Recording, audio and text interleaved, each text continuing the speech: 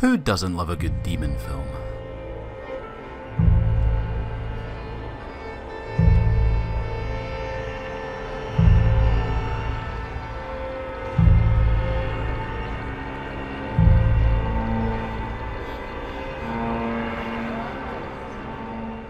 The Blackcoat's Daughter.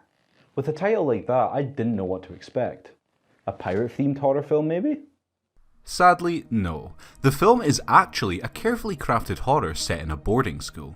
Two girls' parents don't pick them up from school for the holidays, so get left behind to be taken care of by the nuns. However, things start to get dark when one of the girls begins acting increasingly bizarre for seemingly no reason. Go crazy? Don't mind if I do! The plot is split into 3 separate timelines, one following each of the 2 girls, and the other following a third who is hitchhiking with a married couple. These storylines interconnect, and something revealed in one will give you a better understanding of what's happening in another.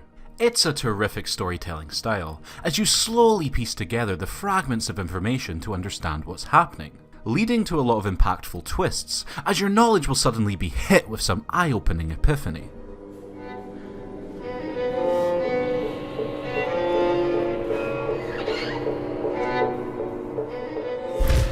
You have to have a lot of patience to watch a film like this. It's a very slow-moving picture.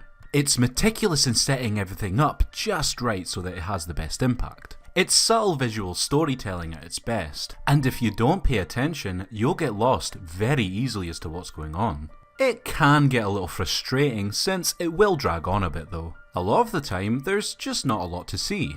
It's a rather uneventful film, and for the most part you're just watching people talk or wander around. But when things do start getting more threatening, it means you feel them all the more.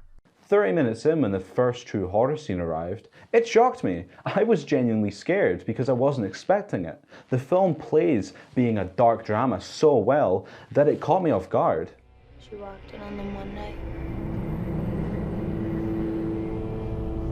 worshipping the devil.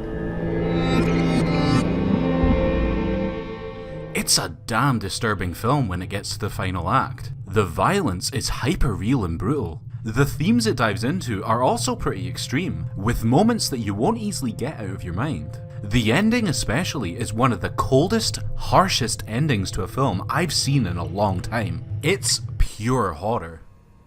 And then, when you said you were going to Portsmouth, well, Oh hell yeah, it's raining. a coincidence like that, I just can't ignore it. The film looks amazing.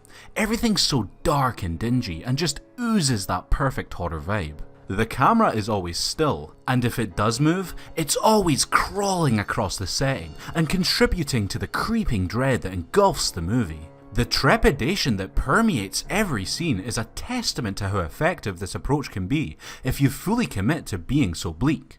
Oh man, that is bleak. It's a very quiet movie.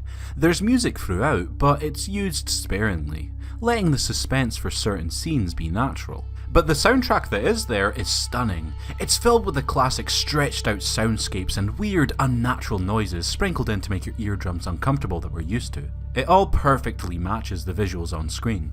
It's a little too slow and empty for its own good, but The Blackcoat's Daughter is still a very effective horror flick, with a well-crafted allure that sucks you in, then leaves you cold and afraid.